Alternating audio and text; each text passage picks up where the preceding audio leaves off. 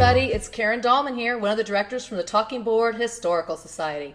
So I wanted to show you some cool planchettes, you guys. These are planchettes that somebody made. This goes with my Egyptian portal talking board. This one came with a board called the Star Tetrahedron talking board. It's a cool little fairy, all sexy. Also, look at this one. Here's a glass one, you guys. Yes, I have a glass board that was custom made for me. And this, we put felt in the back of it, so it's smooth. It goes really smooth across the glass. What's cool about this one, the board didn't have a name, so I got on the board and spoke to the spirit guides that I always talk to, and they named the board. They named it the Universal All That Is board. How cool is that? These are like angel wings. And of course, I have my little trusty, I love this, my little Tupperware plastic lid indicator, and I use this all the time, my homemade boards. It would even work on this board back here. So you guys, anything can work as a planchette. Get creative, create your own. It's a lot of fun. And today I have a guest coming on who has an extensive planchette collection and an avid board collector too. I'm so excited to introduce him to you. And you guys already know him because he's a member of the Talking Board Historical Society. He's also another director, and his name is Andrew Vespia, and super glad to have Andrew here. Thank you, Andrew. Thank you for joining us here today.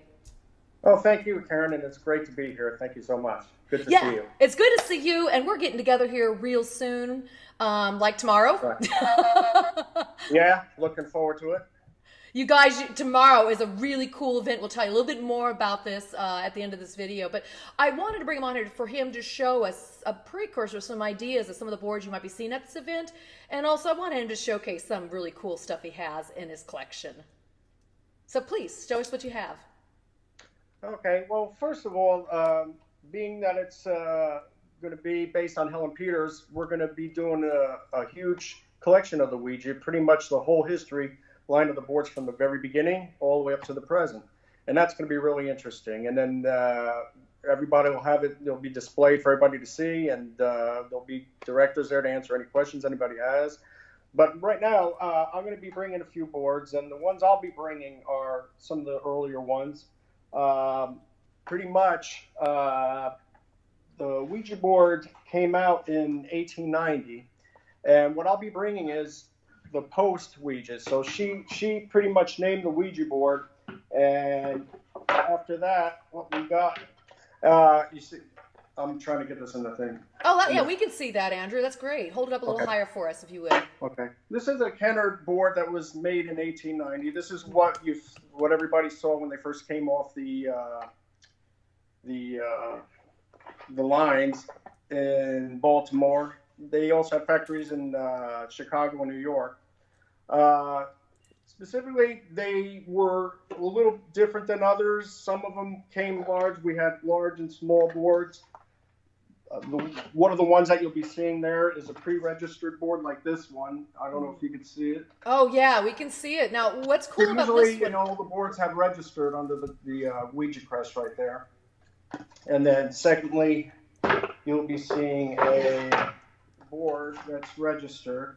But this is a unique board because it has a trademark on the outside of the Ouija quest. I don't understand why, but What circa is that board, Andrew? This is 1891. Okay, is this the one in the back that has the slats? Yeah, these both have the slats. Now, the very first boards in 1891 were made with slats. Now, they don't have any veneer. It's straight wood. Wow. With the slats, and they were nailed and glued, as you can see here. And this particular board is pretty much in a fine mint condition. I can't believe the condition of that board, Andrew. You really scored on that one. That's beautiful.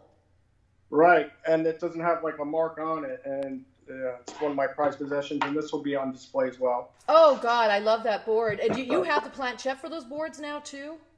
Yes, I do. What the planchettes, they weren't actually called planchettes, they were called tables. That's right. The planchet came in a little later on, and this is pretty much what they look like. We call them paddles. Yeah. I'm not sure, but they, back in the day, they were known as tables, and they had the long legs. Oh, it's beautiful. And they had a large and a smaller version as well. Let's see. And another board I'm going to be bringing in, let's fast forward a little bit to 1911, when Ouija was really making a big wave. Fold was putting them out big time and everything. This is the pretty first of the versions since the stencil versions. Right. Now, look at stencil versions, like the board you just saw, kind of looked the same all the way until 1911. And this is the more, I guess, futuristic, or what's the saying? The new version, I guess. Yeah. But this is what stuck for the next, from pretty much 1911, 1912, all the way up to the 30s. Now, Until, hold that you know, board. Keep holding that board. I want to share something with everybody. Notice this board does not have a sun. It has a full moon and then the crescent moon. This is like double moon board. No sun, you guys. It's kind of a cool thing. Right, the sun didn't beautiful. come too much later on. It does. And also another thing, usually the boards like this, you don't see the William Fold logo on the bottom either. That came after this version, and also on the back has the the directions. instructions glued on there. And like the later versions, you'll see it, the event will have this stamped. You'll see all the different kinds of fold boards, you know, as they progress through the years, pretty much. But yeah, that's pretty much what you'll see there. And, I got to tell you, I'm impressed with those three boards because of the mint shape they are in. Those three are in super great condition. Well, through the years of collecting, it was my goal to get the best board. Like I would, like if let's for instance on eBay, I'll see a board, if it's banged up, I'll wait for the next one. Hopefully it'll be in better shape. So yeah, I was always known to have a you know, a nicer board, I guess you could say. You know, but there's a lot of people that like banged up stuff. Yeah, everybody has their own preferences, I guess, when it comes to boards. So. Yeah, if there's a board I want, if it's a little banged up, I'll take it. And I always say I rescue boards sometimes. If they have some problems with them, I'll take them anyway. Because they make great artwork on my walls. It's a conversation piece. Absolutely. But you got started collecting boards quite a few years ago. You've been doing this for a while. Yes. And so... Yeah, I've been collecting.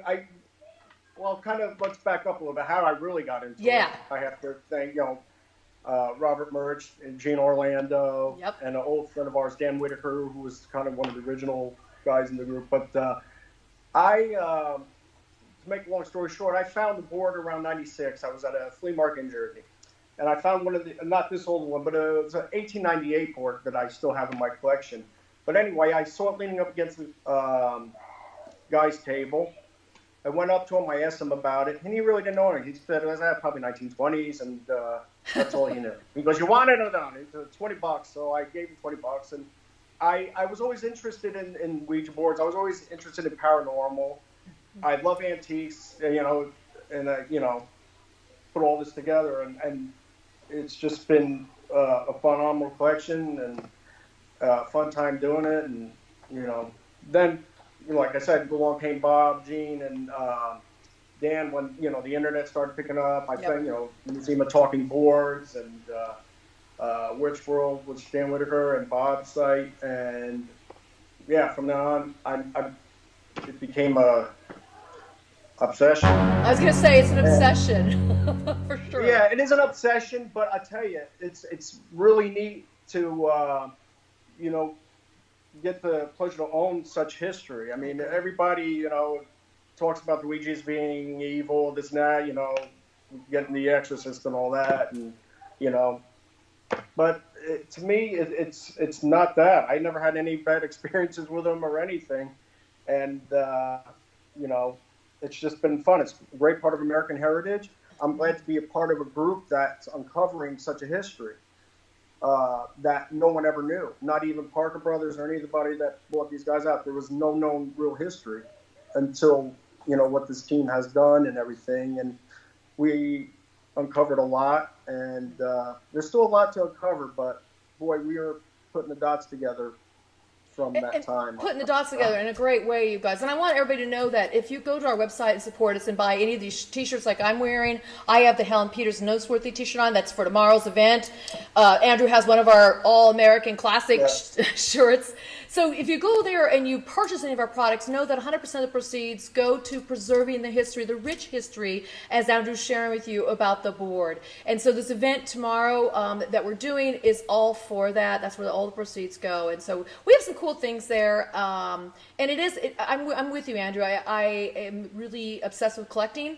I also am really into the use of the boards, and I haven't had anything negative happen either. And it's been very, very positive experience. I always say the best people I meet, Andrew, are the people who use the Ouija board or who collect the Ouija board. They're very open, they love history, and we seem to have this love that we share together, which is so much fun. So that's been my experience with it.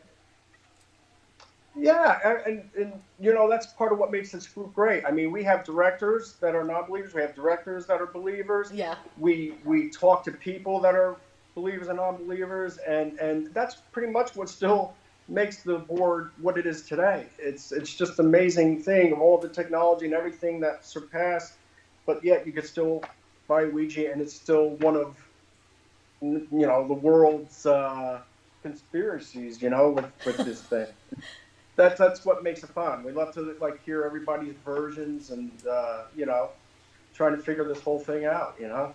Exactly. It's become an icon within, I would say, the psyche, the collective psyche of humankind. You're right. It's not just the United States or Canada where they first started. It's all over the world. I know me on my website, I get all kinds of hits from everywhere in the world wanting to learn about the Ouija board. And the Talking Board Historical Society is the same thing. We get so many messages and emails from all over the place because there's so many people that have interest, whether it's a fear, whether it's a love, whether it's not sure, it's curiosity, but there's such an interest out there, and that's another reason why we want to keep supporting this rich history, because as Andrew said, there's a lot more to uncover. So you guys, tomorrow at 10 to 11 in the Fairmont Cemetery in Denver, Colorado is our fantastic unveiling of this iconic structure. Wait till you see it, that's all I gotta say. They're gonna be amazed, aren't they?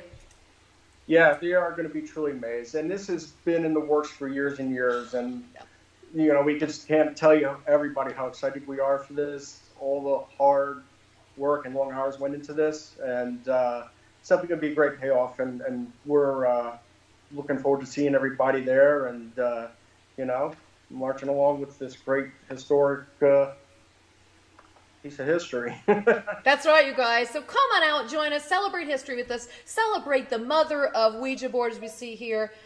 And I want to say thank you so much, Andrew, for joining us here today. It's been a pleasure talking to you. I'm glad I could be here with you. Thank you. And I'll see you tomorrow, right? And you guys, we'll see you too, hopefully. And if not, stay tuned and join us on our YouTube channel. We have all kinds of new videos coming up. And thank you, guys. Until next time, happy boarding, guys. Take care.